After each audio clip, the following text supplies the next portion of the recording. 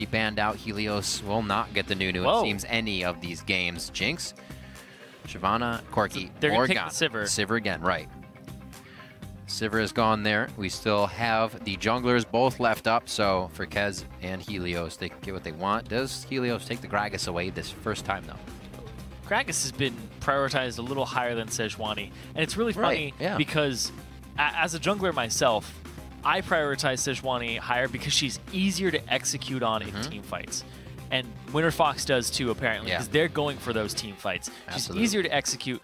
Messing up a Sejuani ultimate is much harder to do than messing up a Gragas ultimate. Not only can you miss a Sej ultimate, you can miss a Gragas ultimate and also use it incorrectly much easier.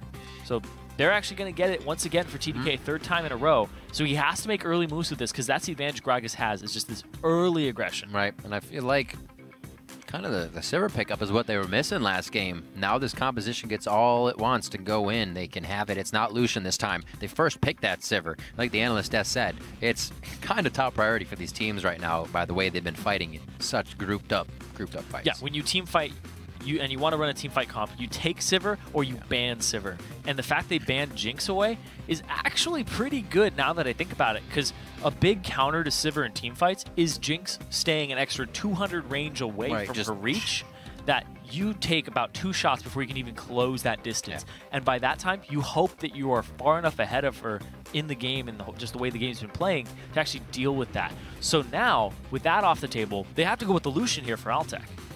They do. We switch up the AD carries once again between these two teams. We do see the AD carry, like we said, out before, so Alex can't get his hands on that once again. We saw that coming from TDK in the first game of the series. Looking pretty calm. Was dealing with some nerves earlier, but Alex seems to be right and good to go with the team here. Gnar is being checked out, like you were talking about before. The TP Gnar for Seraph is definitely an option. He's gone with Mundo, and it is up this game, but maybe you're just feeling something else. Oh, if they take the Ziggs away, oh, this is looking for some wave clear and some kill pressure in that top lane. And that's going to be the Gnar. It's going to be most likely TP Smite Gnar. They take the Ziggs away. Thought it was going to be a ban. You don't have the luxury of banning it here. So this is really big for TDK. I like this composition and the team fight it brings to the table, and denies Pobelter what he was so good on, and Avalon and Altec last game. And this is kill pressure on Avalon at all times. Yeah, definitely going to need a little bit of that AP here for Pobelter. The LeBlanc is still open. Can try to get some kills going for the assassinations, but so is the Kassadin. Pobelter has put games on his back with this Kassadin before. There's always the vice versa to that as well, but more than not, he will have a good game, and he can stay strong in the laning phase. Yeah, if you die to a Kassadin early, you've pretty much made a big fault, and Ziggs can't really trade that effectively with him. You'll be able to wave clear on him. You'll push him into his turret a whole bunch. But if this Gragas makes early moves, Kez can actually get some kills here onto the Kassadin pre-6. Which I would hope Kez does, but he's been a very passive jungler throughout the start of it. As soon as he gets Sightstone, he's trying to rush it and ward up. So looking at the team comps, it's all about team fight again. Only thing is, I like to take stock of wave clear, and TDK has an abundance of wave clear with Ziggs, Sivir, and Gragas. But then if you look over at the side of Winterfox, it's a little bit Pobelter, but that's kind of melee range, and then Altec on Lucian. And we saw Lucian being the sole wave clear as a problem last game. It's not that great when it's on a minute cooldown. You kind of get waves every 30 seconds. The times really don't match up too much, and especially when you start getting the super minions in there, it's going to be a lot more difficult. It seems like Winterfox has kind of been squeezed into another composition here, but with that Kassadin, I feel like it changes what we were seeing with that last pick. Yeah, and Pobelter, he's looking for some kill pressure there. He has the Ignite, of course. See if he can get it. See if he can get a win here. All right, remember to update your series predictions. Keep it going by tweeting hashtag TDKWin or hashtag WFXWin to @LouisXGeeGee, and we will update the fan poll shortly. We'll see what these guys have going into Game 3. Some discussions of TDK out back. Didn't listen in. Wasn't trying to eavesdrop, but it seemed like they were very calm. It didn't, you know, it wasn't at all heightened voices or anybody was angry. Everybody knows there's a lot more to be played, and a calm, cool head is going to get you the victory. Yeah, I ran into Alex before this set, and he did not seem to be stressing about anything. Why not? He's completely like, I'm just here to play some League of Legends and do well, and play against a really good mid laner. Yeah. So looking at the changes here, because I talked about the Ignite that Pobelter took on the mid lane. LouisXGeeGee, he has Cleanse in the mid lane to deal with pretty much only Sejuani, maybe Maokai if he's focused down. But also Seraph didn't go with Smite. He went with Flash to survive a possible lane swap and dive. But also, that's the thing is, I like the Ignite, or I like the Smite on Gnar only if you're getting one-on-one kill pressure. Late game though, you don't have E, Flash, R into the wall combos. Right. So this is going to give him better team fights than he would have had with the Smite. Try to be a bit of a beast there. We saw Alex taking heal on his Corki as well. No stranger to not having a super aggressive spell in the mid lane, so he knows how to keep that going in his favor in a safe condition. We also saw him 1v1ing with Pobelter in that instance. Heal's a little bit better for that than what he has now, but we'll see if he keeps that aggression up. We said Kez still back onto Gragas, has had good early games. You kind of mentioned being passive with that early Sightstone, and the passiveness has allowed him to really get where Helios is for the counter ganks. We saw that happening a lot. Smoothie was a focus for those early games for them to take down. Yeah, focusing Smoothie, I think he's been first blood both games so far. Needs to work on his lane swaps a little bit more and where he's going to be in them and how he's positioning in a lane against a top laner that has gank assistance, because you're going to get taken out very quickly if you overextend versus a Maokai. And another thing that I want to take stock of here is the fact that, oh no, it left my head. I just hate that. It's like you open up the fridge and you're like, what was I doing? What was I doing? Well, what I do like this game is that one has Gromp, one has Krug in the bottom lane, and we're actually going to get the matchup. I finally remembered. Thank you. You jogged my memory. There you go. So, Gragas, Kez, he needs to make early game moves towards this middle, and even if you're body slam flashing level 3 to try and get Pobelter's flash, it's completely worth it to trade your flash as a jungler for mid laner's flash, because then you get absolute kill pressure on them on a repeat gank. He cannot overextend, and he has to sacrifice CS, but look at that. Double knockup. The pressure, nice trade. Nicely traded, absolutely, and the good focus from a quick ricochet there, allowing them to trade damage back, mostly to Gleeb. So Smoothie and LouisXGeeGee get out of this one safely. These last few games, we've seen Smoothie kind of favor a bit of the healing support to keep Louis safe in lane. I guess it would have been keeping Seraph safe last time with the lane swaps, but really enjoying this one. And this time, Altec will not teleport out of the lane. We see the matchup, and so far, they're going aggressive. Altec, the farm machine, 16-8 already. And this is another support for Smoothie that I expect to see him very comfortable on, because he likes starting the fights for his team, right? We talked about how with Morgana, the bindings, the catches, is what he thrives off of. And having an Alistar is right up that alley. You can see him on your screen there, along with Gleeb. Oh. Ships in the night. Ships in the night. Oh, they see each other. But they're battleships. Oh, no, no. The spotlight is out. Walking away. Bit of crab control over for Helios. Both teams know where the junglers are. And the pressure in the bottom lane is actually going to stick with that knowledge. Winterfox is not afraid of it. Oh, he's in turret range. He is in turret range, but they got one last minion. The Ignite is out. That flash from Louis could come in, but they're not going to do it. Storm Shield is there. There's a lot to bait out that summoner. Yep. And the heal at the same time. Altec still held that, knowing that the Ignite would not be enough to finish him off. Good little tip by Altec as well there. You know, you're not going to expect the team to come quickly aggressive at you after you just lost the fight, but he does. He tries to trade back. There's no wards in the river here. They're relying on the Scuttle Crab vision to see Kez. Kez is sneaking around them right now.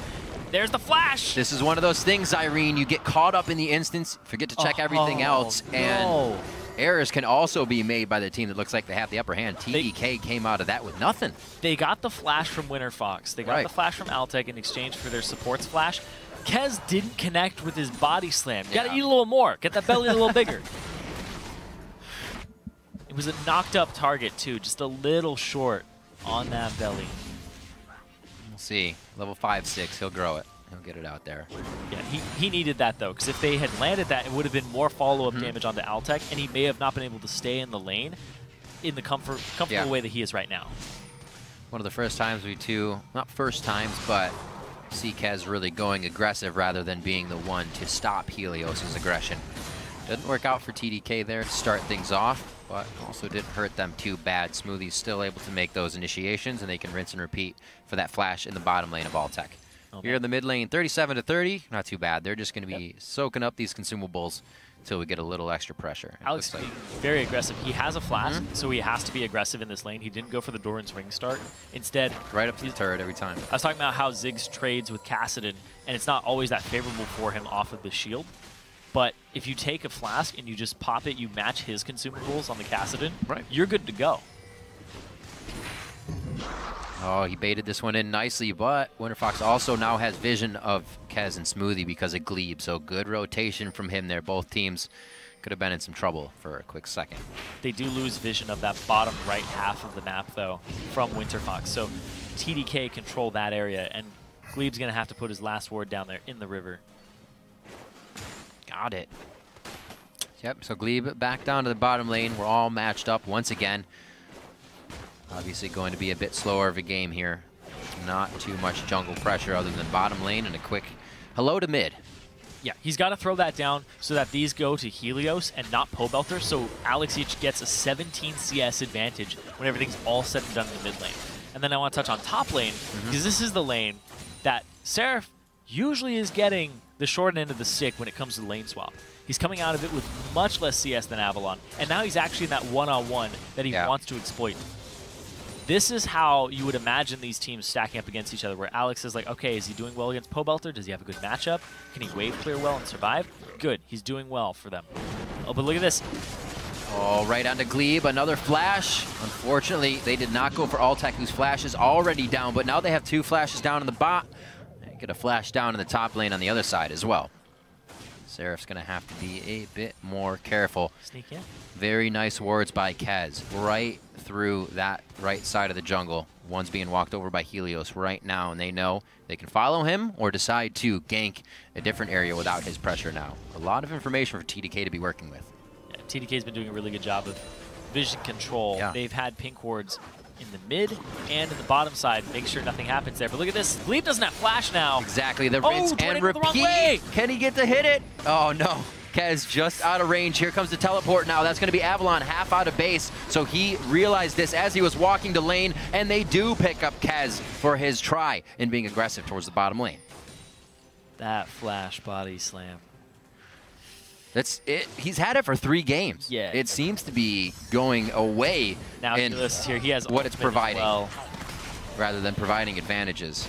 This could be the wear and tear of the series coming out now. TDK tried multiple times at the bottom lane, and when it looked like it should have gotten easier, right? 1 flash down, 2 flash down, thirds solid, right? Yeah. You're gonna get it. No, you actually died that time. Not what's supposed to happen.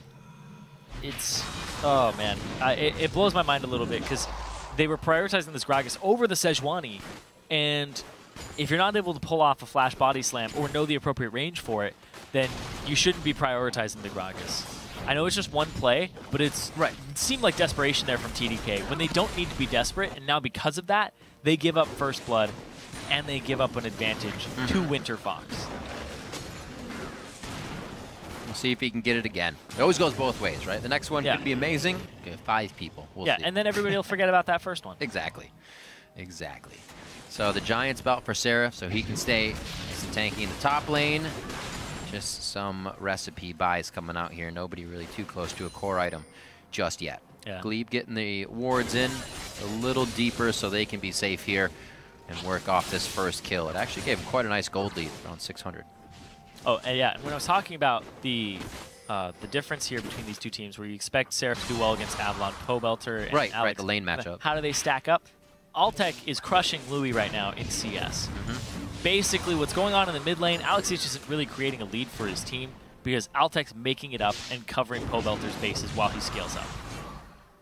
As long as they keep the kills away from Pobelter. Yeah. Be right as rain. No problems. Still pretty okay with this laning phase so far. They're not trying to pressure too much. First dragons had already happened by now with our previous lane swap games, but here teams are definitely giving each other the consideration. It's another bot lane Another bot lane, yeah. We see Kez just kind of rotating down slowly. He may stop off at Krugs. It's where all their pink wards are on TDK side. Winterfox dedicated their pink wards to the top side of the map.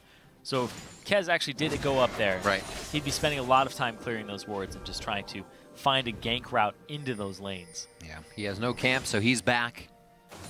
We'll see if TDK can hold strong for right now. Helios level 7. Still waiting for ultimates to come out of that. Definitely these games more and more safe for both teams now that they feel what's on the line. Seraph came into those early, or this game, and we heard earlier that he was kind of saying no risk coming in here, right? Try what we want. The team lets me play this, and that's kind of an aura that surrounds the team, is no risk. What do you have to lose coming into this, right? You try again next season, or you get into the LCS. It's definitely a good deal. Definitely seem to have good spirits right now. That pressure also weighs onto Winterfox. Seraph, though. Can they get back in? Where's his ultimate going to go? He's still waiting. Good pressure. He should be able to mitigate most of that with a Vengeful Maelstrom. Timed out. Teleports are down in the top lane, so they look like they'll be having fun on that island for a little bit longer here as we finally get a bit of dragon pressure over the Scuttle Crab. The wet noodles are broken out once again. Looks like Avalon's able to swing a little bit harder on that one. Avalon got the level up, and so his Catalyst is going to get him a little bit healthier. Catalyst is passive as well, helping very nicely. Oh. Moves by LouisXGeeGee. Those auto attacks. Man, can he right click? Ziggs passive definitely comes in handy when you're trying to break the shield. It really does. TP from the bot side, though. Smoothie flash pulverizes, completely misses that one with the flash from Gleeb as well to try and save the team. Mega Inferno coming down. It's not going to cancel anybody out as Gleeb was already in the grave. And it looks like TDK does get a little for the troubles. They got both flashes in the bottom lane. The heal from Altec, and they used one flash. Actually, no. That was Smoothie that used his flash. Yeah, Smoothie did. Smoothie used his flash. Yeah, one flash and a TP. So definitely worth. They're going to pick up a kill. They're going to trade a little bit of damage on top turret. Ziggs will continue to clear the mid, but this is a dragon going over to TDK, and they get themselves back into the game off of a collapse on bottom. If he keeps swinging, he should be able to take down that top turret in this next wave coming up. So good moves here from TDK. And this is how TDK want to play this game. Alex has an advantage over Pobelter and CS. Top lane, Avalon, he's doing well. He's doing really well against Seraph. But Seraph's trying to transition whatever he had top lane into bottom lane to try and neutralize Altec's lead. So then you would end up with just a mid lane advantage because they're trying to get LouisXGeeGee in a good spot in this game. He's down a BF sword right now. Not an ideal position to be in as an AD carry. Nope. Whole BF sword. You already know, like you said, with Louis trying to make money off his buy right now, he's not going to be putting out too much damage. Oh, boy. So he was sitting at 1535 in gold, and he buys boots and crit cloak, and then just sits on 490 gold afterwards. He could have bought the BF, but made a very conscious choice to go with the crit chance and the movement speed over that extra damage. All right, so if anything, LouisXGeeGee gets most unconventional build path. The G's stand for Genja Genja. Genja Genja. I would believe you, and I do.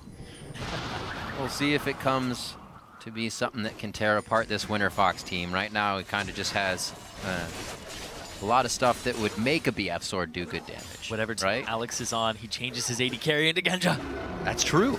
It's just this. Just rubs right off. But yeah, the BF sword opting out of it for the RNG, which is something that, he's making up for the crit chance he didn't have in games 1 and 2. Right, you just do it drastically. He's like, you know what? I know the algorithm. When you don't crit, it increases your chance to crit. So, I didn't crit for 2 games. Time to crit. Time to crit, indeed.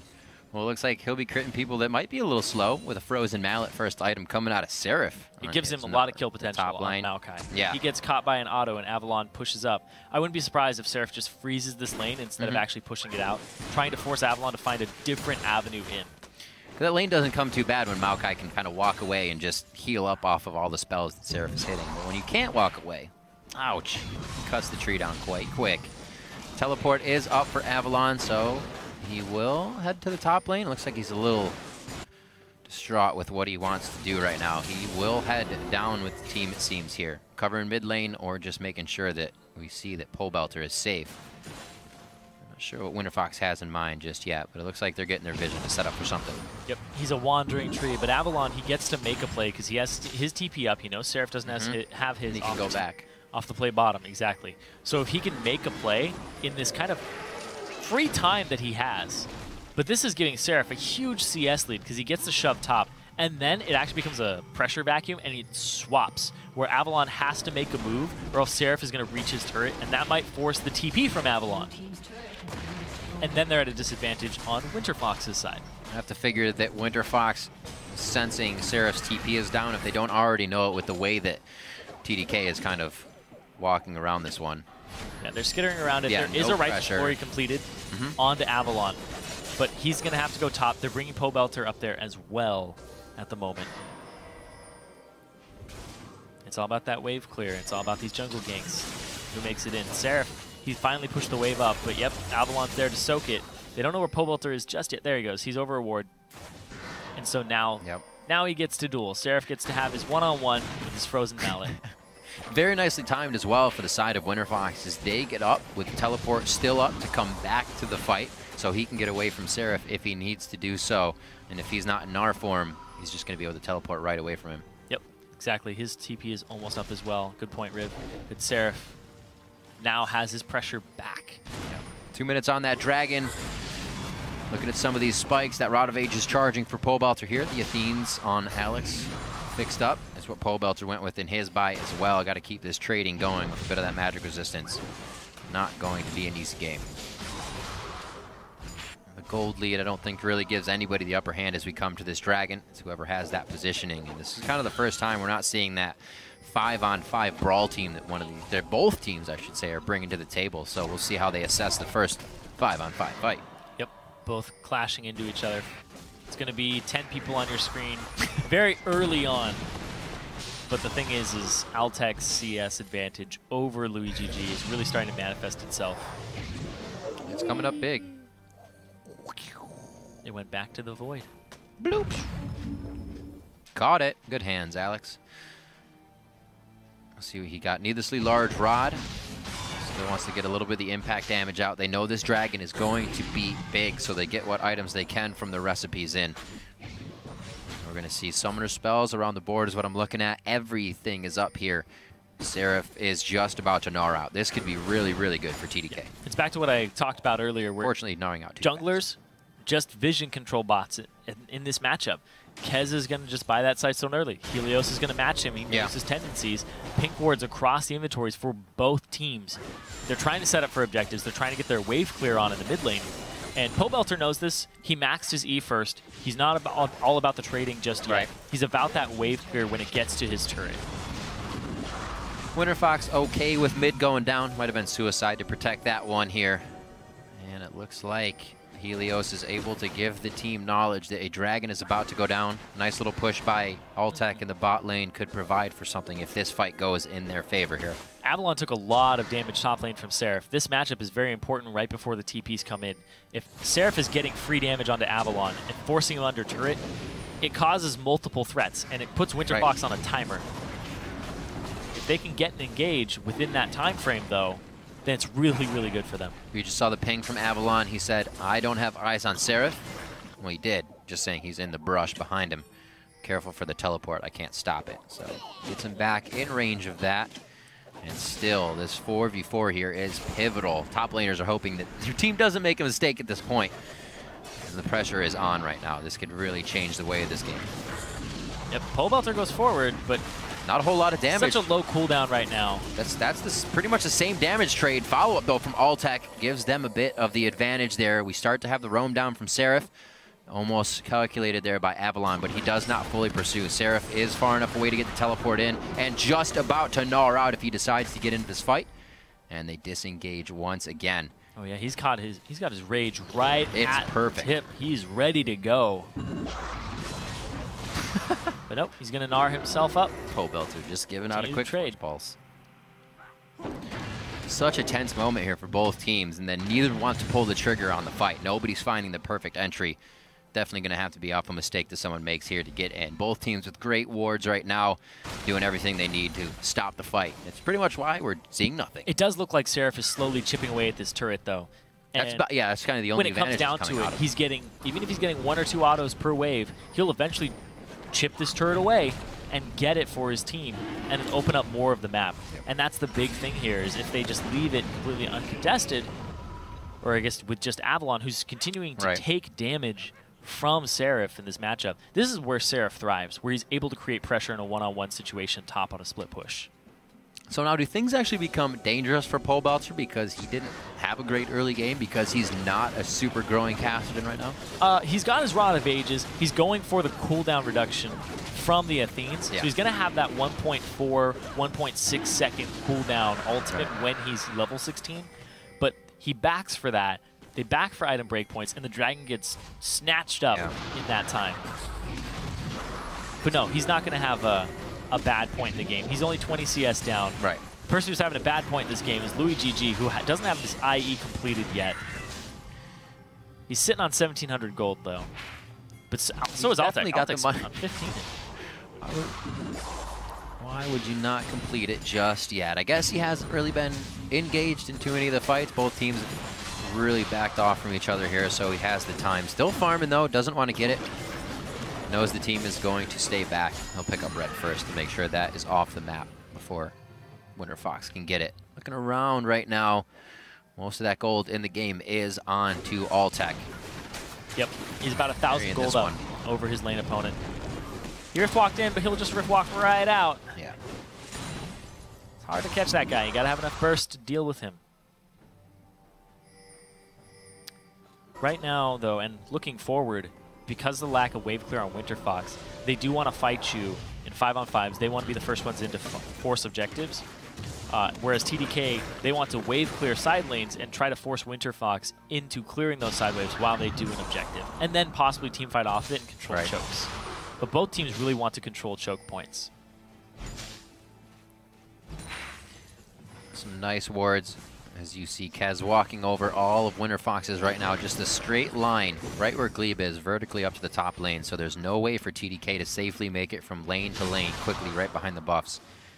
Winterfox has done a nice job of that, and it's really stopping Seraph's pressure towards that top side. For as much as he was getting out of the turret, he's not finding too many results now. Here comes the teleport in from Avalon on the top side, just in range of Smoothie. That might not be the guy they want, as he's able to headbutt Pobelter right back towards turret range. Avalon is tanking, and Pobelter, he should be going down here. One last attack, and the boomerang comes flying out, gets him in the back side of the skirt. It's hard to run in a dress. That was a 4v5. That was a 4v5. LouisXGeeGee was not there. He was bottom, and as soon as he went over a ward, that's when Winterfox was like, all right, time to TP, time to force this. And Pobelter gets locked up. Smoothie uses his ultimate to break the root and then get the pulverize to keep him in tower range. Pobelter, just way too much damage onto him. Gets slowly chunked down. Frozen mallet, man. That fight almost tells like kind of how tight things were getting. You don't usually twisted advantage engage on the Alistar, but somebody was there, and they've been there a lot. So let's take this one kind of mentality. Exactly. It's LouisXGeeGee isn't there. He's gonna push bottom. This is our timer. Yeah. We have to make it engage. And that's the type of thing that Winterfox is going to encounter in this game. Is we have engage power with Righteous Glory, but as soon as somebody's caught out, we don't have the Sivir. If this composition had a Sivir, it would be absolutely, it would be so hard to deal with. They would have scattered in that fight so quick, would not have been able to catch. Pobelter would have baited away from Altec, or I'm sorry, LouisXGeeGee, and then it just would have happened in their favor. And the funny thing easier said than done. The funny thing in this set is TDK and Winterfox talked about it before. We gave them side selection. Everybody chose red side. Yeah. So far, blue side has won. It's so true. They've gotten that first pick away from the enemy. It was Gragas and then Sivir, and then it was Sivir again. So people realizing that Sivir is a highly contested champion in this matchup, they don't care about giving away Sejuani or Gragas. They want the ability to pretty much guarantee they start the fight. You can't miss a Sivir ultimate. Yeah, there's a lot of priority just in general on the AD carries. You're seeing Morgana try to be in here as well for extra safety shields and whatnot. But yeah, Sivir, definitely a high priority between these two teams. Looking at the picks and bans. Luden's Echo for LouisXGeeGee on his Ziggs. Also has his pen boots finished up. Seeing what we're getting over on the side. Looks like it's going to be an Athenes for himself as well for Pobelter. Yep, the Athenes. Lots of CDR. Yep. 1.4, 1.6 second cooldown depending on if you have blue. Gotta go for fast. That Rift Walk. It's pretty ridiculous. And if you get a kill, you pretty much guarantee that you are going to get another Rift Walk off of the 30% missing mana. Yep. Love all that cooldown factoring into damage. Maximum mana. And his W is missing. Minute and 30 on to Dragon, 25 minutes into this. From what we saw in both games, it seems both teams have been able to figure out strategies and are very much on a level playing field here as we enter into Game 3. cannot really call this in anybody's favor, from Champ Select to even how we're seeing Trying to force it onto... Oh! Helios with the ulti. They're not going on Louis. He's in the pit. Yeah, I was just about to say Louis is actually in a really bad spot. Seraph could actually keep himself. Oh, he does not have another... Actually, didn't have the potion save his life. Tried to drink it, still went down. Now Winterfox is turning the fight around. LouisXGeeGee wasn't the focus, but it seems like Winterfox knew exactly what they were doing without the rest of TDK being there, and are one after the other shutting down TDK as they try to run away. That was just a terrible trickle in there from TDK. Winterfox, they took the opportunity. Helios missed his ultimate, but he spread them out, and they went after Seraph. They knew he had no more escapes. They knew his flash was down. That Gnar, he's not built for getting away. He's built for going in with the frozen mallet. You see right here, Louis just books it into the pit. There goes the ultimate. Whoops. It's like, oh wait, he'll kill me. So Helios runs away, and the team calls for Seraph. Smoothie has a really good play here. Knocks up 3 people and disengages this, but Seraph has already eaten the Ignite. It was a hero play, but it wasn't enough. And then the follow-up here, you can see Alex has already thrown out a lot of his abilities to try and disengage even the start of the fight. But the fact that it was engaged by Winterfox, and TDK don't have any more Sivir ultimate available, they don't have an explosive minefield, they have nothing to play around at that point in the fight. So Winterfox is a 5-man unit, just able to barrel down over the scattered TDK. And that could not have gone better for Winterfox and bad for TDK. Pobelter and Altec, beneficiaries of that fight. 2 for Altec and 1 for Pobelter's Kassadin to start getting him going even more. He's able to put a blasting wand inside his inventory, and he was already starting to do damage coming into that fight. They have so much to facilitate slowing down their enemy. It looked like they couldn't add any more catches, and then another catch, and then another catch. They also have the Talisman of Ascension on Gleeb as well, with the Righteous Glory being built on Avalon. They have all the speed that they want, in or out. I like the Talisman of Ascension as well for the disengage. Yeah, Talisman of Ascension works both ways. Both ways, right. Just whereas not like Righteous. Glory. Yeah, exactly. Good buys there. And we're seeing a little bit of health for Altec as he builds up that last Whisper. He's also pretty ahead of LouisXGeeGee right now. Great 2 kills, 2 assists, 80 CS up over LouisXGeeGee. Altec pretty much is just crushing this matchup. 2,000 gold up. He's a lot of how exactly 2,000 gold. He's how his team is staying in this game. Well, we'll see if they can take him down after taking Hall. They gotta get to Seraph. They're bringing Pobelter in. Seraph's gonna go down here. It'll take a while. We're gonna see that Kez comes up to the top side here. The team's gonna be chasing this fight instead of trying to grab anything else off of it. Seraph may actually be able to keep himself alive for a second. The cask is not gonna do much. It just kind of keeps everybody in the same spot for a Polaroid. They still take down Seraph. Another person getting caught out here. The vision control of TDK falling to the wayside. It's pretty much dominated by Winterfox across the river here, both around Baron and by the Dragon. They haven't had time to just set their wards up again. Smoothie and Kez, they're showing up a little bit late. Kez is like, I gotta save Seraph, and so is Smoothie. So Seraph's gotten caught twice now. Preying off of his aggressive habits, the fact that he loves to shove the waves up, and he's not having adequate vision to do so. Right. Definitely playing a little bit different of a game this time, not on a TP laner. He's going a little hard, or I'm sorry, Smite laner, I should say. He is TP, but just not going as hard, not getting the same kind of mitigation in his fights. He's still taking all of the ones he's getting. 30 minutes though, still 2-2 in the game, can be a factor for the fights if he is Gnar'd out. That's not something we've really seen work out for TDK at this point. Winterfox has been very good at kind of skirting around that instance when they get their engages, really helping them out. See what Altec can do to clear this wave. Like we said, they don't have too much wave clear. And what they do is actually getting caught up right now. Pobelter instantly gets deleted by Kez and the rest of the team. Avalon teleports in, and he's only going to take damage for his troubles here and will not be able to guard the turret as well as he likes. A little bit of a mistake. That could have been a turret teleport as well. They'll get this turret off this wave. They're just going to walk up to it with their wave clear. The fact that Altec doesn't have his culling up just yet, they're only wave clear at this point in the game. Right.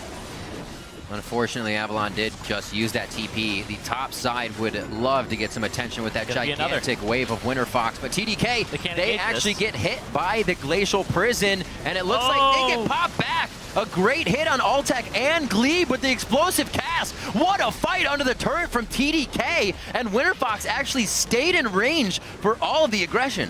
Winterfox trying to capitalize on the good ultimate from Helios, but like I said, they don't have Pobelter, they don't have a large damage source, and then Altec gets knocked into them by Kez. It was like the entire team of Winterfox blinked during the ultimate of Sejuani and didn't move. It's so hard to follow that split-second blink was enough time for TDK to react. Yeah, they didn't like have it hits, and then it's kind of like a pause, and then TDK just comes back. You see, Avalon's like, oh, I walk up, I'm not going to W this. Helios follows in, and Smoothie with the engage and the catch. We talked about Smoothie on engaged champions.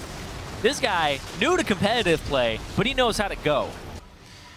If you only have one gear, you're usually pretty good at that gear.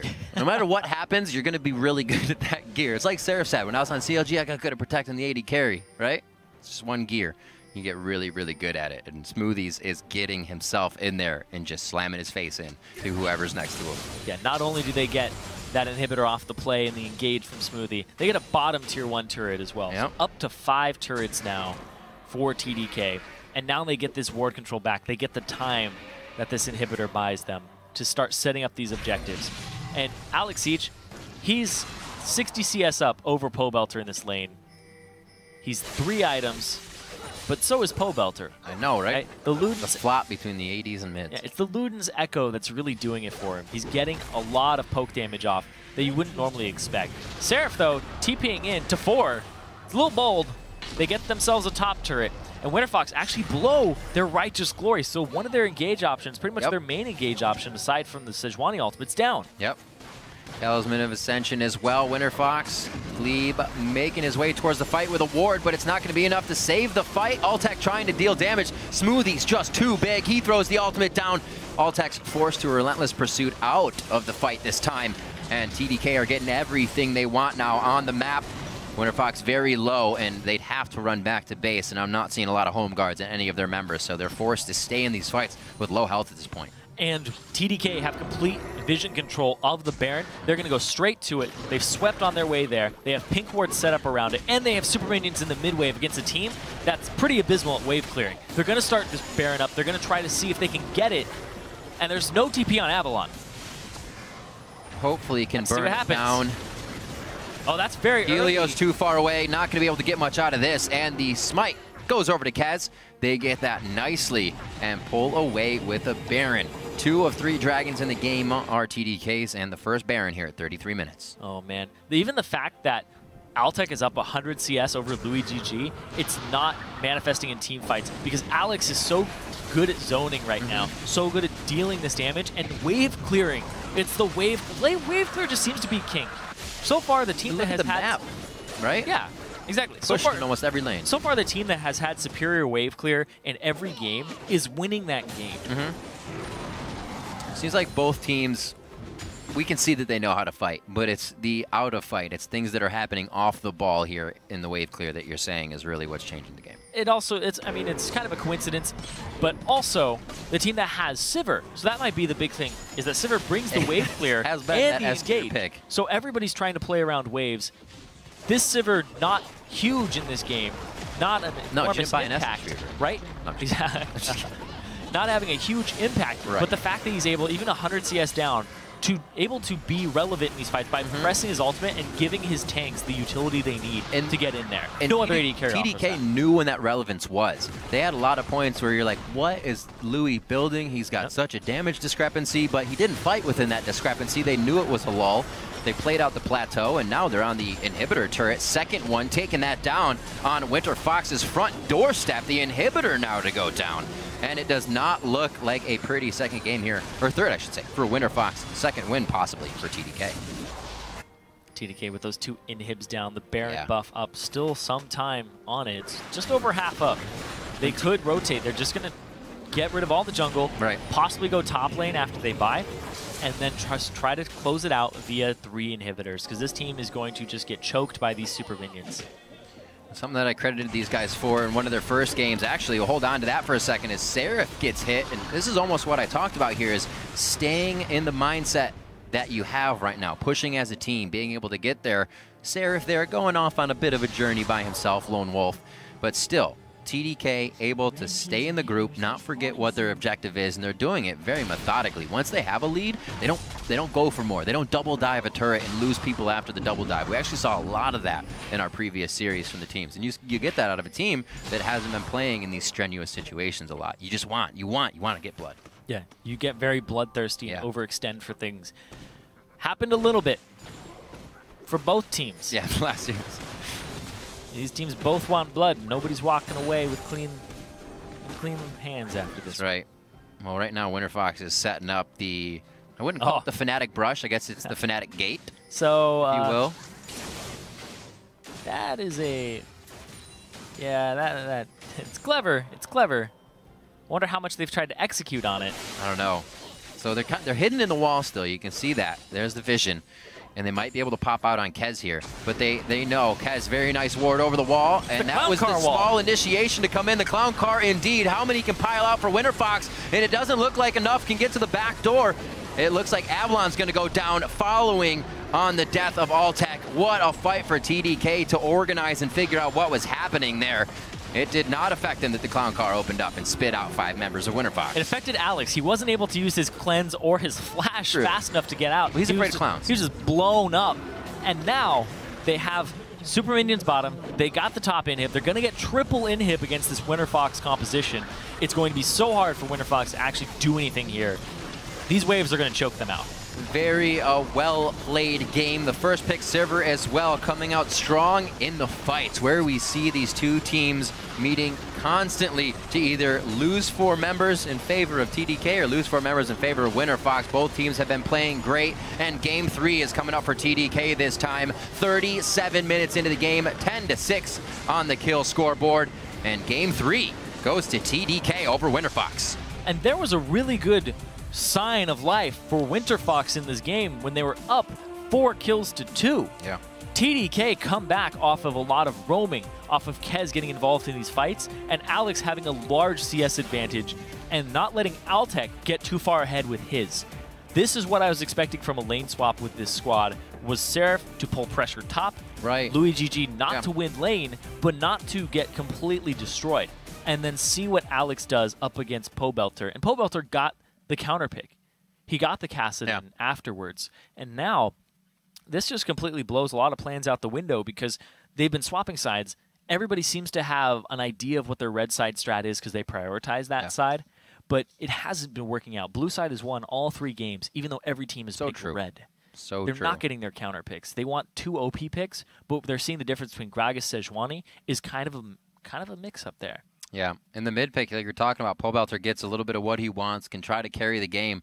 But we've heard AlexEach in the past say before, when we saw Nidalee in the mid lane or Zed in the mid lane, all these safe champions, he's like, I hate playing against these champions because I can't kill them. And within that, I think Alex has actually grown a tendency to not go for the kills then in that situation. Play with heal, play with clarity, or cleanse rather, something that can get him to safety, and he can play a consistent lane that helps the team win and not him trying to go crazy. Because he was a pretty all-star player before as an all-star, but he would be the guy getting the kills, putting the game on his back. Yeah, I talked about it before where he had to deal with, I swapped to top. When he swapped back to mid, it's like the meta shifted on him. Everybody's playing Ziggs, Gragas, and he's like, rude of it. He's like, I don't like this meta at all. Like, so his assassins were out of the picture. He's able to kind of adapt, and he's picking up these champions and playing them very proficiently against Pobelter, who's always been considered a really good mid laner that's very self-sufficient. Best set on A.